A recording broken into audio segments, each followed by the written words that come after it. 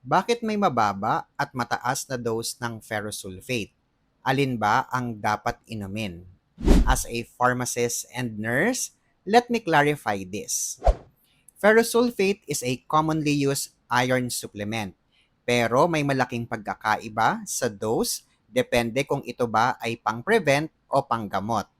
Ang preventive dose ay mas mababa, karaniwang nasa 30 to 60 milligrams ng elemental iron per day.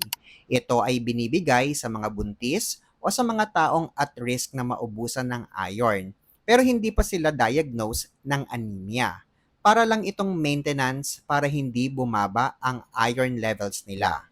Sa kabilang banda, ang therapeutic dose ay mas mataas. Usually, 100 to 200 milligrams of elemental iron per day. At ito ay ginagamit na panggamot na talaga sa iron deficiency, anemia.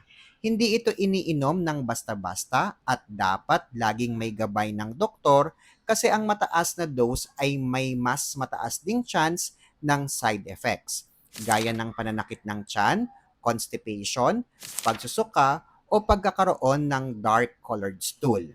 Ngayon, paano ba ang tamang pag-inom?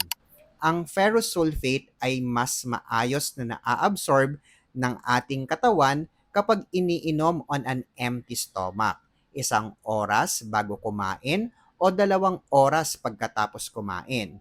Pero kung sensitive ang tiyan mo, okay lang ding inumin pagkatapos kumain para iwas iritasyon sa sikmura. Kung gusto mo ng mas magandang absorption, sabayan ito ng vitamin C o inumin na may ascorbic acid tulad ng orange juice.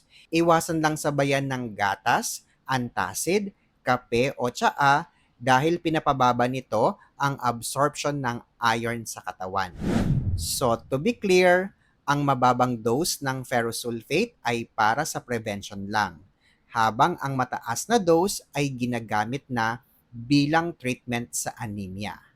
Ako si Renz Marion, isang licensed pharmacist at nurse. Para sa mga gamot tips, follow for more.